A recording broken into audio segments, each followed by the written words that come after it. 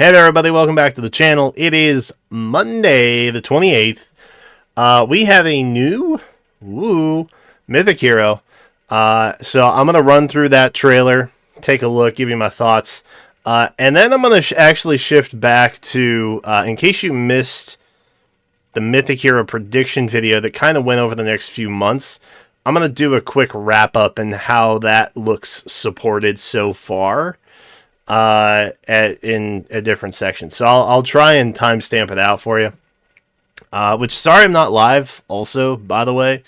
It was just a really stressful day. And I had stuff going on, you know. So I instead scheduled out all of the membership deliverables. And I've been working on that. Which, by the way, for members, there is a Google form that you can go vote on and put opinions on and stuff like that for, I think, actually most of the deliverables. I think there were only a couple where it, like, didn't require input. I don't remember which ones they are. But if you're a member, it's on the community tab. Go check it out. Anyway, let's take a look at this, because I think I like what I'm seeing.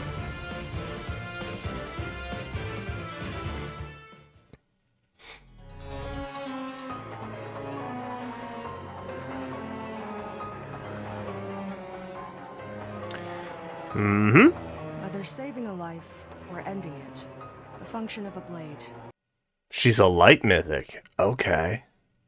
Cool. is the same. Kind of a bop, though. Alright, so we got Nimble Beast, which I think is probably going to be a new beast inheritable, right? We got Quieting Claw, which is her weapon. So we have Slaying. We're inflicting speed defense, -7, and exposure, and a penalty that neutralizes non-special if foe would reduce HP to 0. Unit survives with 1 HP.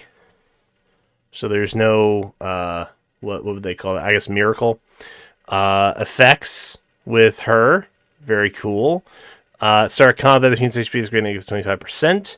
Grants Omnibuff of 5. Inflicts attack speed defense debuff on foe, where X is equal to the number of foes within 2 spaces of a target, with bonuses or penalties active on them. Excluding target times 3, max of 10. Deals Y damage. We're doing calculus now. That's very cool. Total number of bonuses and penalties on foe. And any foe within 2 spaces of foe. Okay, excluding when dealing damage with an AoE effect. Of course. Reduces damage from attacks by 40% and reduces the percentage of foes non-special reduced damage by X%, skills by 50%. Start of turn, if unit is adjacent to only beast or ally or dragons, you're going to transform. Unit transform, otherwise it reverts. If unit transforms, you can move 1 extra space and it grants attack +2 to the unit. So some flyer beast stuff for the most part. But I'm willing to bet that she has a skill in one of her passives that removes the condition to transform, for what that's worth. Nimble Beast is going to boost damage by X% unit speed when special triggers. If transformed, X equals 50, otherwise 40. If both foe and the following conditions are met, reduces damage from foe's next attack by 40% during combat. Unit or foe's special is ready, or units or foes special triggered before or during combat. Unit is transformed, or unit speed is greater than or equal to foe speed -4. That is probably pretty easy for her to hit. Okay. Unit or foe's special is ready, or unit or foe's special is triggered before or during this combat. Okay. So, relatively safe to say that that's going to be happening. And then unit is transformed. So again, I haven't seen the passives, but I'm beyond confident that there is the removal of that condition, or you just hit a speed gap that seems pretty sensible, I think. There we go. Okay. Attack speed fortune. Oh god. Okay. Uh-huh. Is that a new form skill? Is that what I'm looking at? Unit can transform. Is it beast exclusive though? I think it's beast exclusive. Okay. Or it looks like it's just a beast. Like it's meant for beasts? I don't know. Transform effect gains if unit is within 2 spaces of a beast or ally, or a number of adjacent allies is 2, as a trigger condition. So if the unit can transform, transformation effects gain if unit is within 2 spaces of a beast, so not adjacent, but within drive distance. Defending an ether raids at the start of enemy turn 1. If conditions for transformings are met, unit transforms. Okay, so you get like an instant transform on turn 1. If unit is transformed, or if foe initiates combat, grants attack speed +8. Unit neutralizes bonus to foes' speed and defense, and restores 7 HP during combat. You have SD near trace 4. Okay. Now, I think this is interesting because I'm pretty sure there is a seal for beasts that removes the condition. Is that not the case? Let me know. Check me in the comments. I'm curious. But I have been waiting for her to show up, Hræsvelgr, because I wanted to see what potential she could bring to Pirate Vika. Because, like, you know, this is a pretty premium flyer beast that we're getting here. Or at least, I can't think of the last main character / villain that we've had for a book that's been a flying beast. Because they've all been, like, cav beasts, I think, for the most part. Okay. Divine Talon. At start of turn, neutralizes any penalty effects on unit and allies within 2 spaces of unit, excluding penalties. Same turn, deals 1 damage to the unit and allies within 2 spaces of unit. Go on. I'm getting Bernadetta vibes immediately. At start of turn, grants unit can move 1 extra space to Dragon Beast, infantry, and armored allies within 2 spaces of unit.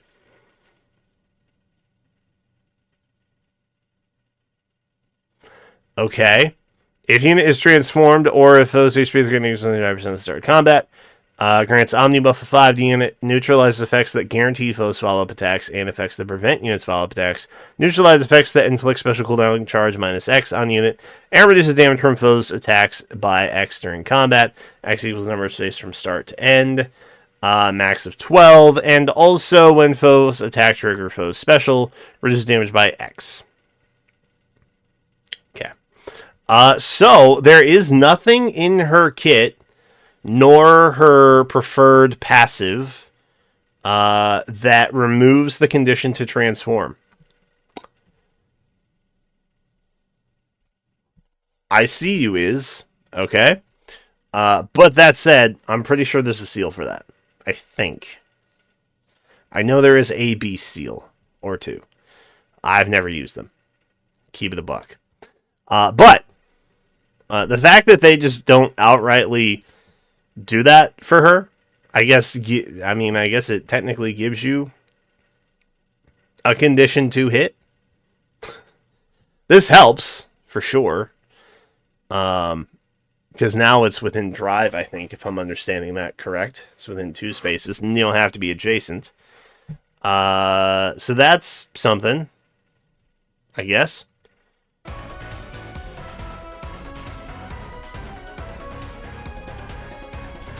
With facing strengthened foes, this healing hand slashes them with an overwhelming amount of damage. That's tight.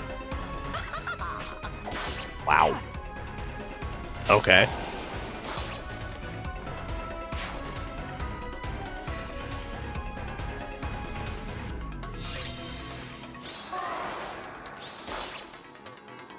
At your command. This has to be done. The day of devotion! A blade must cut.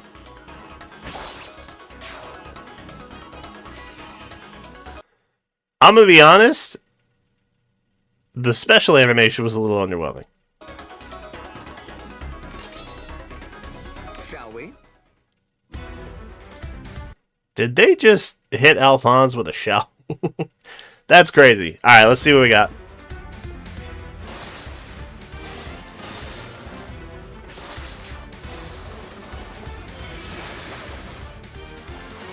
There's the Ursula.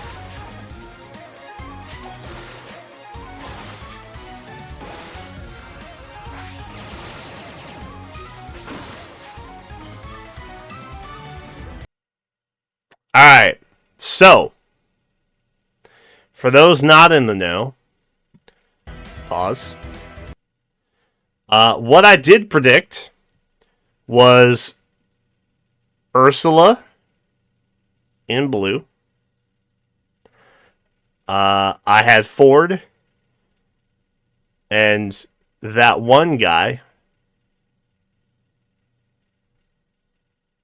in red. And then Soth in colorless. But they have jumped Soth and gone to Nidavellir instead. Now, why might they do that? You could be asking yourself, why might they skip a rearmed hero and put a base 5-star hero instead? We're going to get to that in just a second.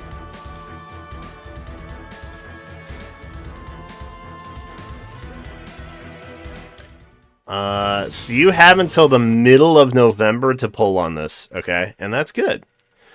So let's take a quick look here at the color options before we look at the next few months, okay? So, green is pretty okay. Green's pretty solid. If you missed out on Haether, now's a really good time to pick her up because Erica is also here. The 1 in 3 is devastating given that Corrin is also there. I'm sorry, male Corrin lovers. Your boy got duped, okay? It's time we all accept that and move on with our lives. Red, don't freaking bother with red. Just don't bother with it. Colorless. Colorless, honestly, pretty good. Pretty good. Now, there is Nidavellir who you can pick up in the normal pool, which means eventually, years down the road, he will also be in the arena pool. So, genuinely, unless you like him, he's not a big priority. Okay? From a rarity perspective only, he's not a big priority. That said, the two Chads over here, pretty solid. Okay? So, colorless, also pretty good. Blue. Blue is disappointing. I think Hræsvelgr is cool.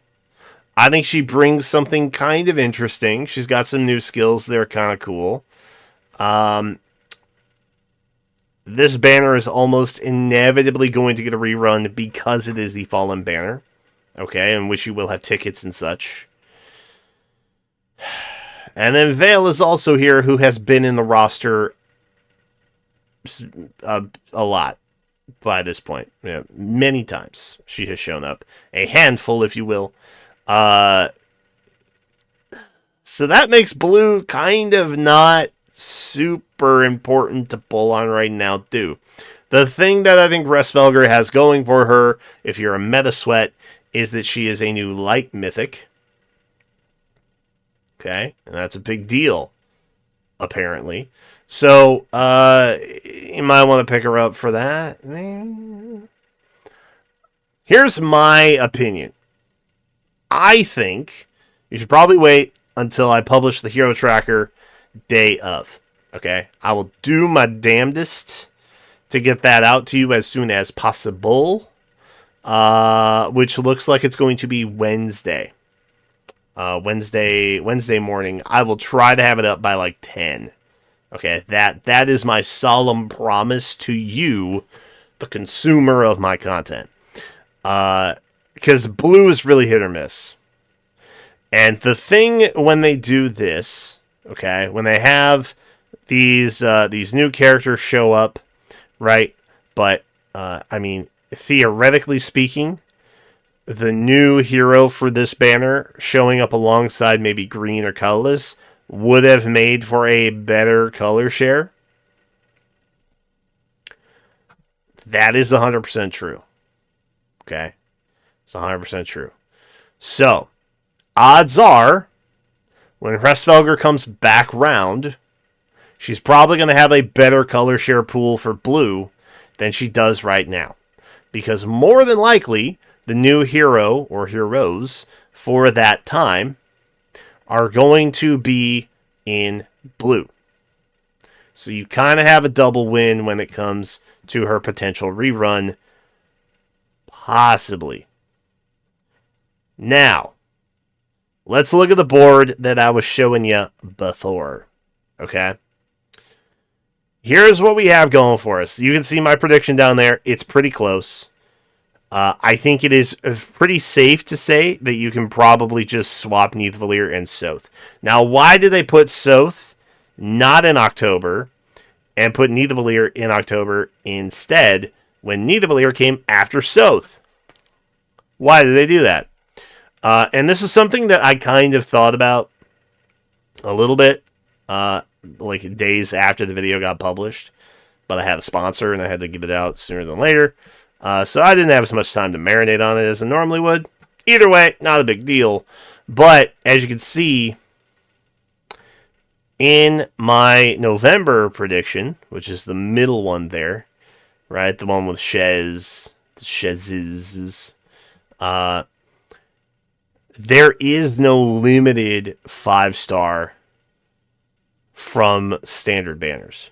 Okay, you have Amelia, who is an ascended hero, but not a rearmed or an attuned hero. And given that they have Erica is pretty much a lock for this October banner, right? That means you'd have an attuned and a rearmed double sharing on the same banner. That kind of diminishes the value, or ups it too much, rather, and would then diminish the value for the November banner. So that kind of makes sense to me. Gonna keep it a buck. All right. Now, let's talk about November a little bit, because this is looking pretty good so far. The variables that you have to look out for here are going to be red, colorless, and also green. Also green. Okay? I think that a very good likelihood of what's going to happen here is this banner looks the same as I have it. Okay, November is this. However, instead of Nidavellir, you have Soth, and possibly instead of Ninian, again, she's likely the Hall of Form candidate. She could also show up on the monthly banner as well. I don't know that they will do that, but it could happen. But a more likely possibility might be that they put Fogado here instead, and they jump past the Brave banner from August and they hit September. Okay? That is a likeliness that they could do here. And so then you have December, which is probably pretty a lock, right? I think they will continue to do the Brave Heroes in that slot. That makes sense to me. You could be having Hræsvelgr come back in blue to then color share alongside Sigurd. And this is why my brain popped a little bit, because I was like, oh, we're self-damaging, huh? Interesting. Bernadetta does that. Bernadetta vibes. Could also be color sharing with Brave Bernadetta as well. Would they do a 60-day rerun? Possibly. Are they going to? I don't know. It's usually a 60 to 90-day interval in which the new hero for that banner comes back again. Sometimes it's more, frankly. There's been like 1 or 2 occasions where it was less, where it was just like, a 40 days, whatever. The point is, though it is on the low side of rerun, it is possible. So that then frees up green and colorless, right? I can almost assure you that the new hero that we're getting for the book is either green or colorless, and the new hero that month is going to be either green or colorless, whenever the other one is not. And then they'll probably have some kind of backfiller happening here from the current October banner as well. Okay, that's probably what they're going to do. So, this is what it could look like. All right. We will obviously know more after the October Mythic banner drops. And I can see who's potentially coming back in December from that banner. Okay. But I would likely anticipate that either Hræsvelgr or a Picnir, right? They might be coming back in December. You might be seeing Male Lear come back in December. Those are distinct possibilities alongside Hræsvelgr, who might also come back in December. Okay. So, as we go back, is this worth it right now? Honestly, depending on what happens to Hræsvelgr and the Picnir, it might be worth to just wait until December. Straight up. I know that the hero life cycle is like 100 days, but it might be worth to give it another 60 days breathing space and just see. But like I said, we'll know more once we actually have the hero tracker data that I can fill in and piece out. But this is more or less confirmed to me that my plan for November and then December, we're kind of on track.